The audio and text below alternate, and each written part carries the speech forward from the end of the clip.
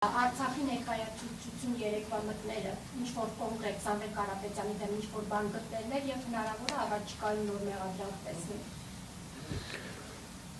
Առաջին մասով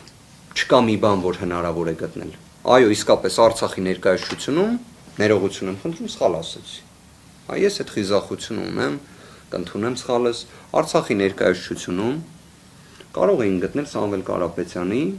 եթե չեմ սխալվում, շուրջ 50 միլիոն դոլարից էլ ավել կատարած բարեգործությունները Արցախի Հանրապետությունում, որի համար 2021 թվականի հունիսի 18-ից հետախուզվում է Ադրբեջանի իշխանությունների կողմից։ Կարող էին գտնել նաև այն բարեգործությունները եւ մարդասիրական օգնությունը, որը կատարել է, որը երբեք հրապարակային չի եղել։ Դա էլ կարող է գտնեին։ Չեմ բացառում։ Բայց ավելի լավ կլիներ, որ քննիչները գնային եւ Ստեփանակերտում կատարեին քննչական գործողություն։ Մենք դատական նիստի ժամանակ այդ առաջարկը արել ենք։ Ես չեմ զարմանա, որ առաջիկայում դա էլ տեսնենք։ Իրավական փոխօգնության շրջանակներում վստահ եմ Ադրբեջանից քննիչներ կան, որոնք կարող են բազմաթիվ փաստաթղթեր տալ ընդդեմ Սամվել Կարապետյանի։ Թող իրավական փոխօգնությունով դիմեն ստանան։ Ասեն ինչի համար է Սամվել Կարապետյանը բարեգործություն արել Արցախում։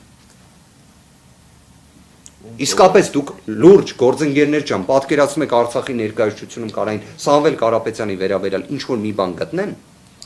Թվարկեցի,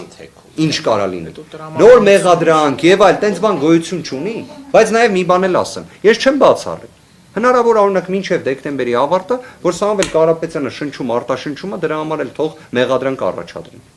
Ինչի է շնչում արտաշնչում։ Ինչի է Հայաստանի Հանրապետությունում այդքան բարեգործություն արել։ Թող դրա համար էլ մեղադրանք առաջադրեն։ Իրականում թես ամենը կրկին եմ ուզում նշել։ Մարդկային գրված, չգրված բոլոր նորմերին։ Ինչ աստիճան է հակասում, վստահ եմ բոլորը գիտեն, իրավասու անձինք։ Նաև այս ամենը իր հանրային հնչեղության տեսանկյունից Հայաստանի Հանրապետությունում եւ Հայաստանի Հանրապետությունից դուրս ցավով եմ ասում, ի վերջո հետևանքներ ունենալու։